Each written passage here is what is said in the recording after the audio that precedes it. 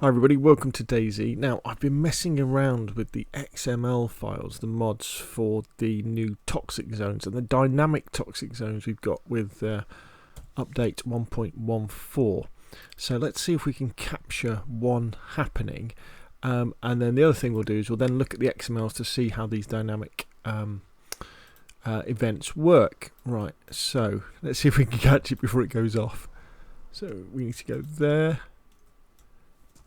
Oh, right, it looks like it's already happened. So if you capture a dynamic toxic zone, or it's an artillery strike actually that happens, what you'll see is you see a shell come down. Oh, there's the explosion. Right, okay, so we got to hear the explosion. It explodes above the area that it's going to go off on. It spreads all over the place like this, and then calms down, and then kind of hangs around where the original shell or shells exploded. It's really impressive, really impressive. Let's see if we can capture it somewhere else.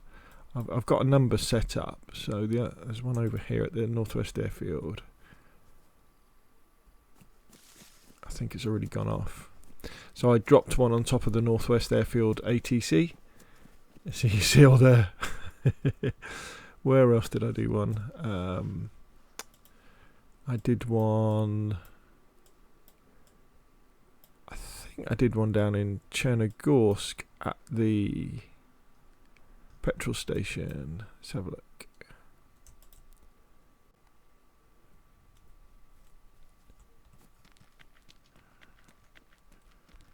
Let's have a look. Right, okay, so this one hasn't gone off yet. So it might be worth just waiting for a couple of seconds just to see if it comes in. The tricky thing of when you're messing around with events in DayZ is you've got to make sure you're triggering them correctly. And the way that events work is that they're normally not all on the map at the same time, or dynamic events aren't. So it all depends. Does your character who's on the server, as they are approaching where the event should be, or the event has happened but it hasn't triggered yet, so it's just sitting there waiting for them, is it going to trigger as it goes in? So that's whenever you're messing around with the XMLs on DayZ, you know, never get too disappointed if they don't seem to be working, especially rare ones like helicopter crashes. Okay, so this one doesn't. What happened when I was doing it a few minutes ago, I went to kind of go somewhere else and the shell came in and it exploded. Okay, so let's go somewhere else. I set one up at the end of the Tulga hill climb. So let's go to Tulga.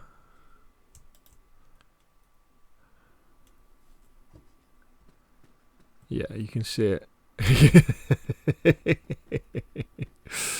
Look at this. Oh, he's got ill.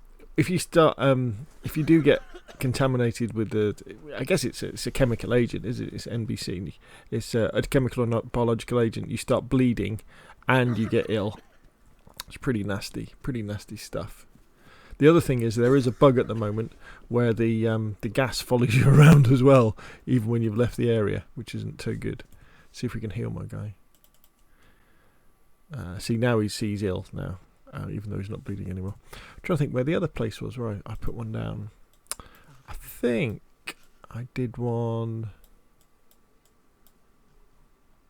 Did I do one on Skaliski Island? Let's have a quick look, and then we'll have a look at the XMLs.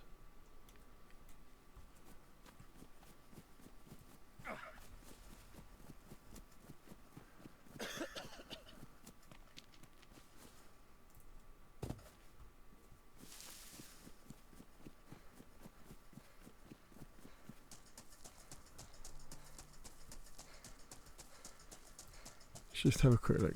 But just bear with me. In fact, let's go to free cam mode.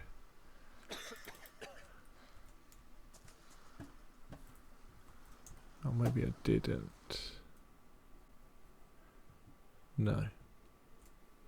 Okay, so what you saw there was some custom toxic zones that I created. So let's go and have a look at the XMLs, kind of see how toxic zones work. So if you go to your types.xml, when you get the 1.14 updates, or if you are if in Steam you activate the DayZ server, the DayZ experimental server, when it's downloaded, go into the missions files and go into the events.xml, and you'll find the static contaminated area. Here it is. So it's just look for contaminated and you'll find it. And what it normally says is nominal 0, minimum 4, maximum 6, and it spawns in some infected NBC zombies, and it will spawn in the contaminated area dynamic, and that is the shell that comes down that explodes and then spreads the gas over the area, and then the contaminated zombies appear as well. A bit strange that, but they do. Now it looks like there should be a maximum of 6 and a minimum of 14 of these events probably around the map that you can bump into, or your players can bump into. However, when you go and have a look at the CFG event spawns, it's dmin 10, dmax 15. So that not only dynamic minimum 10 and dynamic maximum 15, so there could be more. There could be between 10 and 15. I'll have to do a little bit more research and talk to a few people who know a little bit more about dynamic events and how they work. And then normally this wouldn't be commented out, but you've got all these different locations for them. So what I did was just to sort of create some custom locations. I created 6 positions: Cherno gas station, Green Mountain, Metallurge, the pub at Metallurge, Northwest Airfield ATC, the Prison Island Water Tower, and the Skalinsky Island North Tip, just so you could see them happening. And the other thing that I then did was I just changed the nominal to 6 and changed the minimum and the maximum to 6 and changed the minimum and the max to 6 in the child. Now, I know you don't have to do all of those, but this seemed to force them to, most of them, to work. The other thing that you can do is the actual kind of child of these events is the contaminated area dynamic. So we can have a bit of fun with this, I think, because the contaminated area dynamic, that's the shell coming down and then the gas exploding.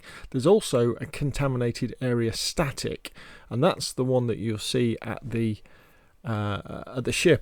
shipwreck up in the northeast of Chernos on the coast, because that's just the gas, and the gas is just there all the time. So we'll be able to attach this particular child, contaminated area dynamic, to other things as well. So you could attach it to helicopter crashes, you could attach it to police cars, you could spawn it in anywhere. In fact, what I've done to here down below is I created static contaminated area custom, which had a nominal of 1, min and max of 1, that spawned in one of the contaminated area dynamics, and I spawned that in at, if you go down here, I spawned it in at the end of the Tulga Hill climb. So it's relatively simple to spawn in custom contaminated areas as well, should you wish to protect certain areas. And I think maybe one of the things we can think about is on especially on Xbox and PlayStation or console servers as well, where you can't really have a safe zone, can you? It's impossible to have a safe zone. We don't have that ability. But all of a sudden, we've got the ability to create a safe zone with gas, because if you can control who gets the gas masks, who gets the filters for the gas masks, and all the other NBC gear, you can control who goes in and out of certain areas, can't you? So as a DayZ admin, when you're messing around with your types.xmls, you could take, on a custom server, you could take out all of the NBC gear, so only you have it, and maybe you keep it inside a truck that you spawn in, or a sea chest that you spawn in, and that would enable you to have a safe area, because where there's gas, nobody can get there, nobody can go into it if there's no NBC stuff on the server. They get ill and they'll die every time. Just something to think about that as well. I think it's going to be an interesting mechanic to play around, and I'm sure when better XML modders than me will get their hands on this, we'll see some really cool stuff indeed. But I thought I'd show you this just to kind of give you an idea of the stuff that we can play around with. The fact that it is like a shell that comes down and explodes. So yeah, so there we go. That is the new toxic zones, how they work in the events.xml and the CFG event spawns XML, and that's kind of how you can create custom location for them as well. When it comes out in 1.1.4 official, I'll do probably a more in-depth video as well, and probably do some I'll do some ready-made files that you'll be able to download from my GitHub. But until then, there we go. Enjoy it, and if you've got any questions, comments, put them down below, and I'll see you again soon.